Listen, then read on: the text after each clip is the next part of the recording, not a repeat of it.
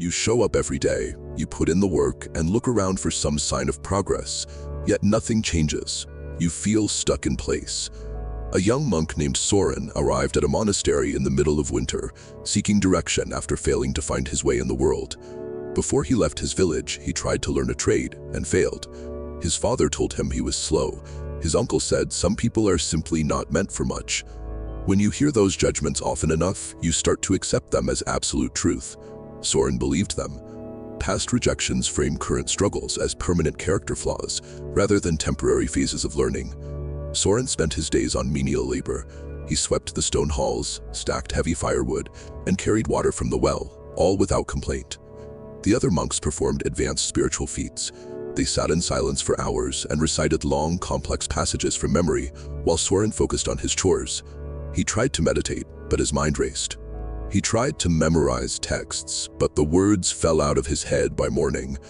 After months of effort with no visible result, he thought about leaving. He felt his father's assessment of his worth was proving accurate.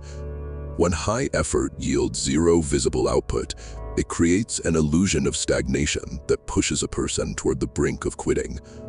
The next morning, the old master found Soren near the well and led him to the river at the edge of the monastery land. A thick sheet of white ice covered the surface from bank to bank. It was still and silent. The master asked Soren what he saw. Soren said he saw ice. To his eyes, the river had stopped. We often mistake a frozen surface for the death of the system beneath it. The master picked up a heavy stone from the bank and lifted it above his head. He brought it down hard on the ice. The surface cracked, a piece broke away, and water surged through the gap. The current rushed over the rocks with force. The sound of moving water filled the air. The water had been moving the whole time. The ice on top simply made it impossible to see. A river flows with power, even when the observer sees only silence. The master sat on a flat rock and told Soren to think about that ice in relation to himself. Soren sweeps and stacks wood. From the outside, those routines look flat and unchanging. Every time Soren sweeps the hall, he learns to finish a task. Every time he sits in silence, his mind runs a little less.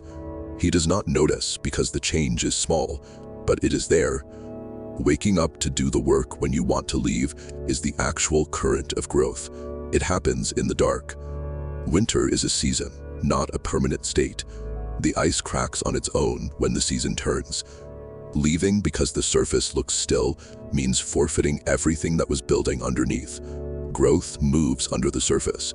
It hides until the day the ice breaks and everything built in the dark comes rushing through. Soren walked back to the monastery. The work felt the same, and his mind still laundered, but he no longer saw his struggle as a failure. He called it winter. Where in your life does it feel like nothing is moving? Tell me in the comments. Trust the process, and share this with someone currently waiting for their own ice to break.